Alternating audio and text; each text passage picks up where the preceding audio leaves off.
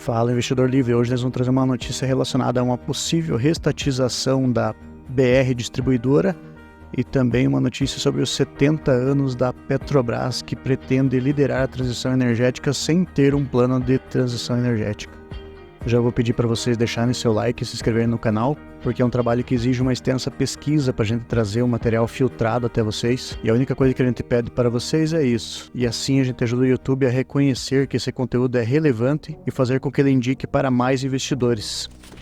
Então nós temos a notícia sobre o Jean Paul Prats, o presidente da Petrobras, que ao ser questionado sobre o retorno da companhia para o segmento de distribuição de combustíveis, fez a seguinte afirmação: vamos ter surpresas. Isso foi num evento dos 70 anos de fundação da petroleira, e ele afirmou que a empresa precisa voltar para próximo deste ou do novo consumidor, seja por meio de combustíveis, biocombustíveis, energia renovável, seja por outros caminhos. Então ele observou também que a marca BR é extremamente valiosa em todos os lugares pelos quais atua, principalmente na América Latina. E que diante do conhecimento da dimensão desse valor, que a companhia vai trabalhar na busca de um retorno. Porém, destacou que não é uma operação para sedar undo, que é referência para desfazer uma tarefa errada no computador, apertar uma tecla mágica e voltar ao que era antes. Ele também disse que a empresa pode ir do poço ao poste, fazendo uma analogia com o antigo chavão da empresa, que era do poço ao posto. Então isso aqui já dá para dar uma ideia do que a empresa quer se tornar. Então, segundo ele, o que ele pode dizer é que a Petrobras precisa voltar não necessariamente à distribuição em si, mas para ficar próximo do consumidor final. Talvez dar algum retrocesso em alguma coisa, mas precisamos avançar para coisas novas, com conceitos novos e ir para segmentos novos. Então, acredito que cada vez mais a Petrobras vai deixar de ser uma petrolífera e virar uma empresa de distribuição energética. O problema é que a administração da empresa não sabe como, e fica o investidor da Vibra nesse vai e volta aí sobre a marca da empresa, né? Então o investidor de Vibra deve ficar esperto, porque ele contou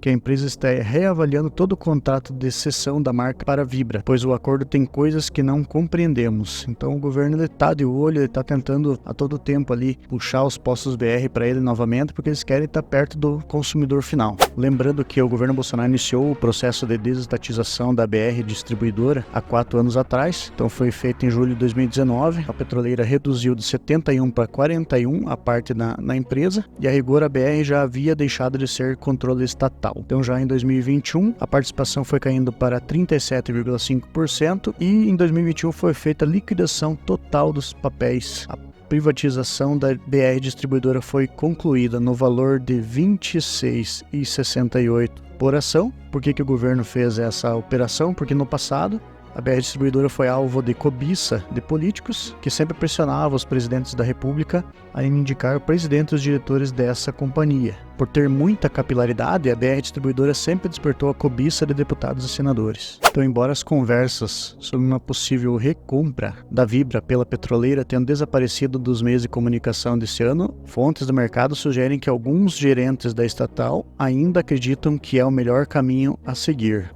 Lembrando que o próprio Jean Paul Prats, que na época era senador ainda e trabalhava na elaboração do plano de governo do Lula, ele defendeu que a empresa forme parcerias mesmo minoritárias. Segundo ele, não era nada de remeter ao passado, se referindo a voltar a ser a Petrobras do Getúlio, que criou a estatal. Nada disso. Nós vamos para frente, nós vamos fazer ajustes e não restatizações na mão grande, decreto, retomar na marra, nada disso. Nós vamos conversar com a turma que foi aqui e se aproveitou de uma oportunidade legitimamente oferecida. Não tem culpa quem comprou, tem culpa quem vendeu. E é aqui que o dono da Vibra, quem investiu em Vibra, deve se preocupar. Que segundo ele, o objetivo dessa política é deixar a Petrobras mais próxima do consumidor final. Então, antes da campanha, eles já falavam isso. Agora, durante os 70 anos da Petrobras, eles voltam a afirmar isso.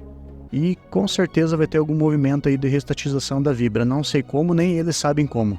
Mas em algum momento vai ter alguma coisa desse molde aí. Então, segundo analistas, se a estatal pensa em recuperar o que perdeu, a tese de recompra da Vibra deve permanecer ainda viva. Para sustentar a visão, Falanga e França citam 4 pontos principais. A primeira é a relação ao preço da ação.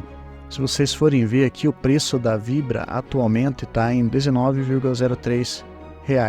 Porém, tem um acordo que foi feito considerando que o preço médio da privatização foi de R$ 22 naquele primeiro momento, 2019, somando com a média ponderada da venda de 2021, e existe uma cláusula chamada cláusula da Poison Pill, que é uma estratégia adotada por empresas com o intuito de desencorajar ou impedir uma potencial aquisição hostil por parte de outra empresa. A Petrobras não iria comprar a Vibra no preço de R$19. Eles teriam uma certa obrigatoriedade em que a Vibra exigiria uma avaliação de R$22 por ação a partir de setembro de 2023, equiparando-se ao preço da privatização. Então, a tese de que o investidor de Vibra teria um certo prejuízo nessa operação, ela é de certa forma rechaçada. Outro argumento que mantém essa tese de recompra é que, segundo o Bradesco, a Petrobras vai terminar o ano com 20 bilhões em caixa, considerando o preço do petróleo a $80 o barril e o pagamento de dividendos de 60% do fluxo de caixa operacional subtraído dos investimentos, o que abriria espaço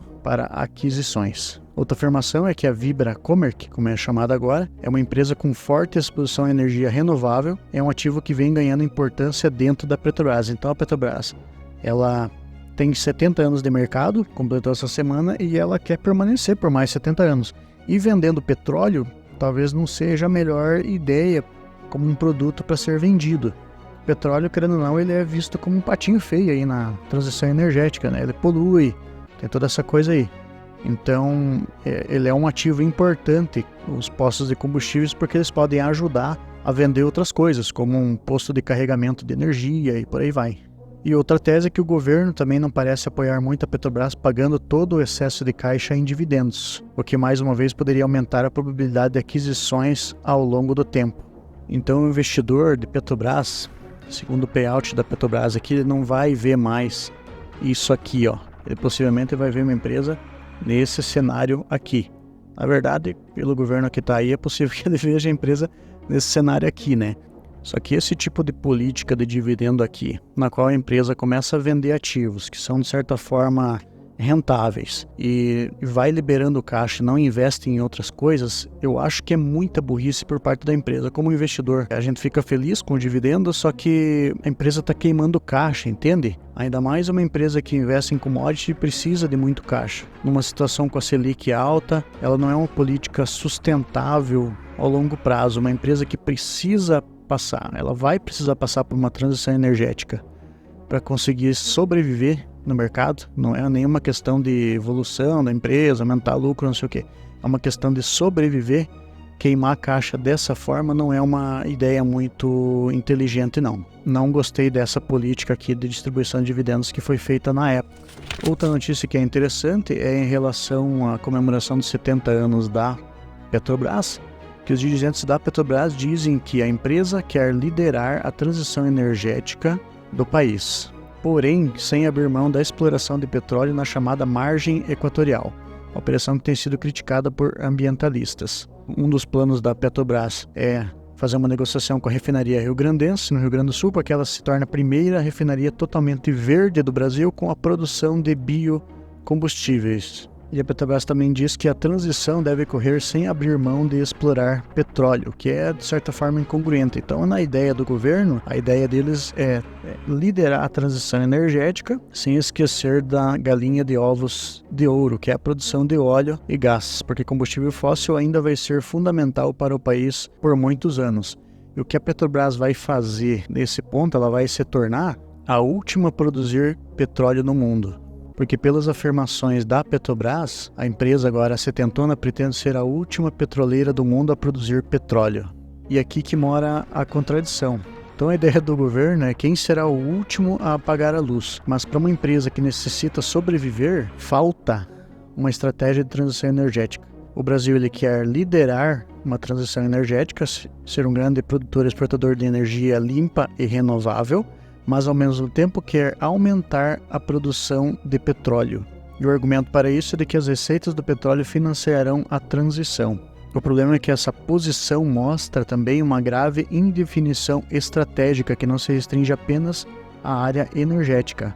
Falta horizontes, sendo que essa falta de horizontes impacta os investimentos na produção de energias renováveis. a fabricação de carros elétricos, na produção de baterias competitivas e no reequipamento das cidades aos novos meios de mobilidade. Basicamente, a Petrobras vai parar no tempo, enquanto a sociedade vai evoluindo, as empresas mundo afora vão evoluindo, a nossa Petrobras ainda quer furar poço de petróleo e pagar dinheiro para a empreiteira. É isso que vai acontecer.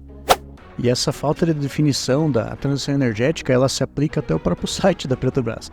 Você vai no site e pesquisa sobre transição energética, sobre o plano de transição energética, a empresa ela fala quer ter uma liderança energética justa aqui, e ela fala um monte de blá blá blá, o que significa transição energética, por que essa mudança é tão urgente e necessária. Realmente é urgente, necessário, diminuir o efeito estufa, toda aquela coisa. O Brasil tem energias hidrelétricas, tá? E não tem nenhum projeto, não tem nada aqui. A única ideia que eles têm aqui é mitigar a emissão da operação, diminuir os efeitos da produção de carbono da operação e não do produto. Sobre mais informações da transição energética para ser conhecidas detalhadamente em nosso caderno do clima. Daí você entra no caderno do clima, mais uma vez aqui você tem conteúdos que são totalmente vagos, e sobre as métricas aqui eles falam sobre emissões da operação, queda na emissão operacional, queda na emissão por barril produzido. Então o foco deles é diminuir a emissão na operação. Eles não estão vendo o problema no produto, e eu já vejo o problema no produto. E talvez seja mais interessante se a empresa começa a perceber que a transição energética não vai fazer parte dela. Talvez ela não tenha nenhuma função na transição energética. Talvez ela já esteja parada no tempo faz tempo já. Por isso que é importante a empresa reaver a parte da BR Distribuidora, porque talvez seja o último nicho que eles consigam vender alguma coisa. Seria nos postos de recarga rápida, porque tirando isso eu não vejo outra solução para Petrobras. Vai vender óleo para alguma coisa? Navio talvez precise, algum motor grande aí, mas para a população em geral não vejo nenhuma função para Petrobras. Então você tem uma entrevista da própria vice-presidente do posto Ipiranga, da rede Ipiranga. Eles falam que a transição energética demanda movimentos multimodais dos postos de combustíveis. A transição energética ela vai se dar na parte de varejo pelos postos de combustível e não pelas petrolíferas. Então ela ressalta que não existe uma única matriz energética e a solução para o problema de demanda de transição será multifontes. Isso não vai acontecer em 24 horas, e tudo que puder fortalecer o modelo atual e fazer com que ele seja saudável no futuro é o mais inteligente que conseguimos fazer por nós e pelos nossos parceiros de negócio. Eles falaram que eles já têm pontos de recarga elétrica, né? E que eles não sabem que no Brasil o cenário vai ser híbrido ou elétrico. E tem uma base de trabalhadores que nos 70 anos da empresa se mobilizam em defesa das estatais e dos serviços públicos aqui, mas nenhum deles dá a ideia de que produto exatamente a Petrobras vai vender durante mais 70 anos.